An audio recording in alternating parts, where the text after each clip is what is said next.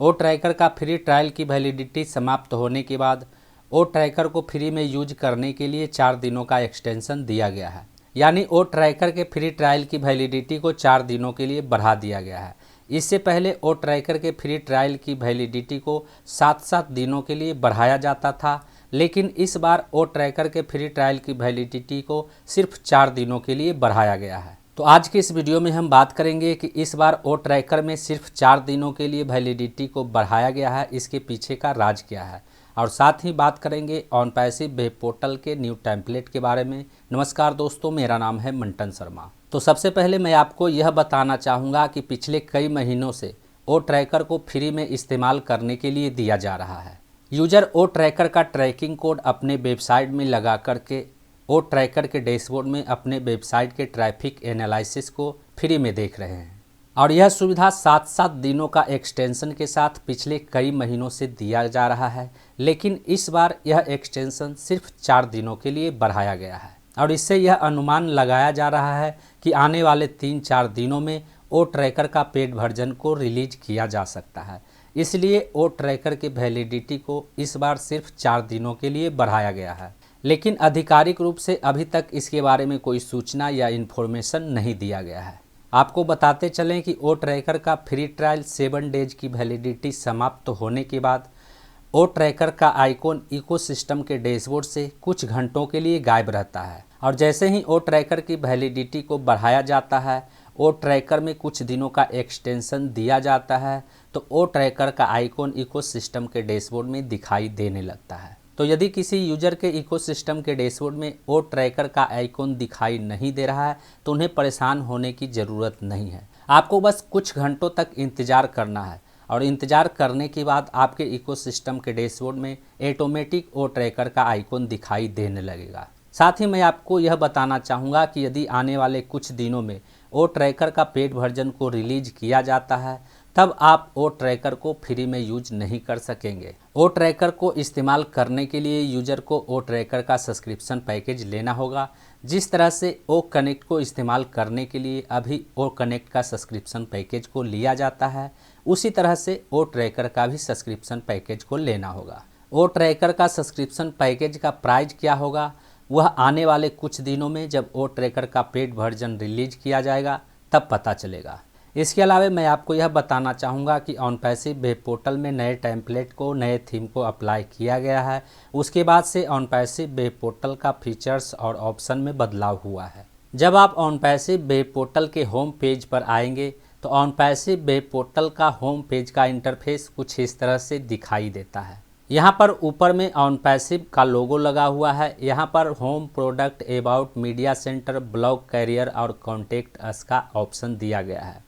यहाँ पर register, login और लैंग्वेज चेंज का ऑप्शन है। यहाँ पर ज्वाइन ऑनपैसिव इकोसिस्टम लिखा हुआ है।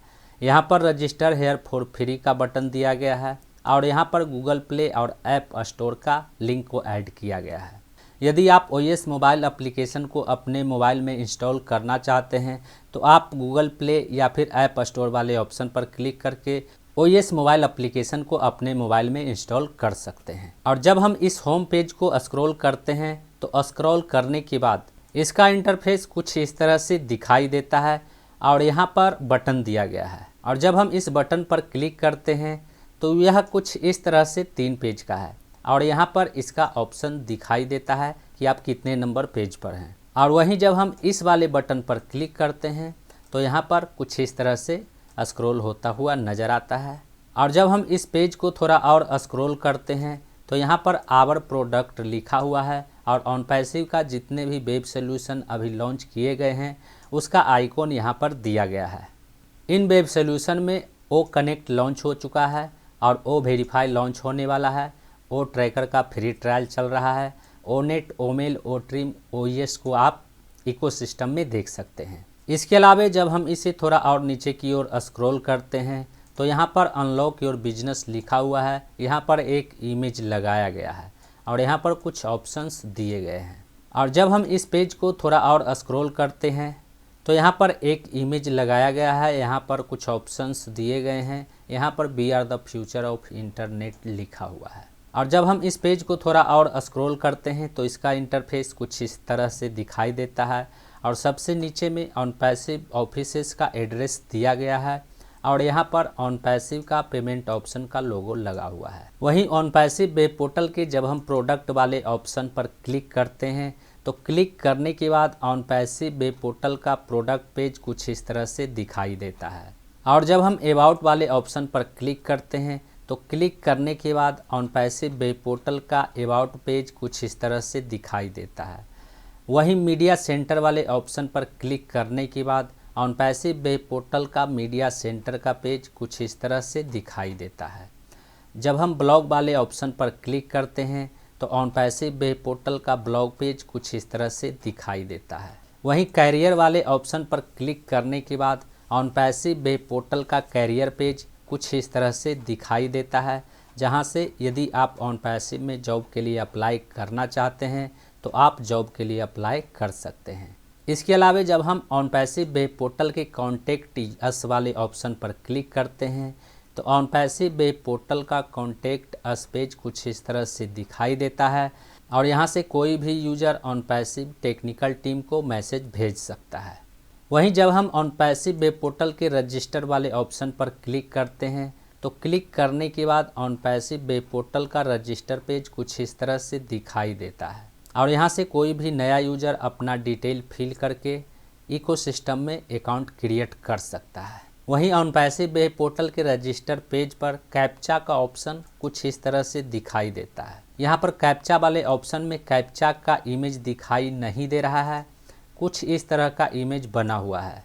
तो कुछ इस तरह से ऑन पैसिव वेब पोर्टल के रजिस्टर पेज पर fill and show captcha option का उपयोग किया गया है। इसके अलावा ऑन पैसिव वेब पोर्टल में जब हम लॉगिन वाले ऑप्शन पर क्लिक करते हैं तो क्लिक करने के बाद हम सीधा ऑन पैसिव इकोसिस्टम के लॉगिन पेज पर चले आते हैं और यहाँ पर अपना यूज़र आईडी और पासवर्ड इंटर करके कोई भी इकोसिस्टम में लॉगिन कर सकता है। और ऑन पैसिव वेब पोर्टल में यहाँ पर लैंग्वेज चेंज करने का ऑप्शन है और इस ऑप्शन में कई सारे लैंग्वेज का ऑप्शन दिया गया है। आप ऑन पैसिव वेब पोर्टल को इन ऑप्शन में दिए गए जिस लैंग्वेज में देखना चाहते हैं तो उस पर क्लिक करके आप उस लैंग्वेज में ऑन पैसिव वेब पोर्टल के टेक्स्ट को देख सकते हैं। जैसे मैं यदि ऑन पैसिव वेब पोर्टल के टेक्स्ट को हिंदी में देखना चाहता हूं तो मैं बस इस हिंदी वाले ऑप्शन पर क्लिक कर दूंगा।